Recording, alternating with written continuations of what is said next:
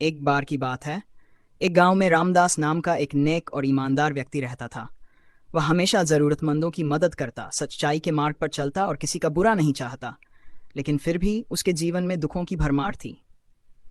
दूसरी ओर उसी गांव में रघुनाथ नाम का एक धूर्त और लालची व्यक्ति था, जो दूसरों को धोखा देकर, छल कपट करके धन कमाता था। आश्चर्य की बात यह थी कि रघुनाथ का जीवन ऐशो आराम से भरा था, जबकि रामदास कठिनाइयों से घिरा रहता था। रामदास के मन में यह सवाल बार बार उठता, मैं सारा जीवन अच्छे कर्म करता हूँ, फिर भी मुझे दुख क्यों मिलता है? और रघुनाथ जैसा पापी व्यक्ति सुखी क्यों है? अपनी इस दुविधा को सुलझाने के लिए वह गांव के एक ज्ञानी संत के पास गया और अपनी पीड़ा व्यक्त की। संत मुस्कुराए और बोले, बेटा, मैं तुम्हें इस प्रश्न का उत्तर एक कहानी से दूंगा। संत ने समझाया, एक राजा था जो न्यायप्रिय था, लेकिन उसके राज्य में एक अपराधी था जिसने बहुत सारे पाप किए थे। राजा ने सोचा कि उसे तुरंत कड़ी सजा देनी चाहिए, लेकिन तभी मंत्री ने कहा, महाराज, उसे थोड़ा समय और दे दीजिए, हो सकता है वह अपनी गलतियों को सुधार ले। राजा ने मान लिया और अपराधी को कुछ समय और दिया। दूसरी ओर एक सैनिक था जिसने हमेशा ईमानदारी से राजधर्म निभाया। एक दिन युद्ध में वह घायल हो गया और उसकी मृत्यु हो गई।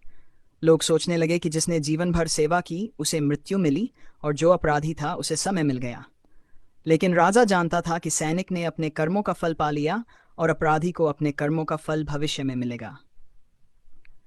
संत ने आगे कहा, रामदास, यह संसार एक कर्म भूमि है। तुम्हारे पिछले जन्मों के कर्म भी तुम्हारे वर्तमान जीवन को प्रभावित करते हैं। अच्छे लोगों को कभी कभी अपने पिछले जन्म के कर्मों का फल भुगतना पड़ता है, जबकि बुरे लोग अपने अच्छे कर्मों का बचा हुआ फल भोग रहे होते हैं। लेकिन न्याय का चक्र कभी रुकता नहीं।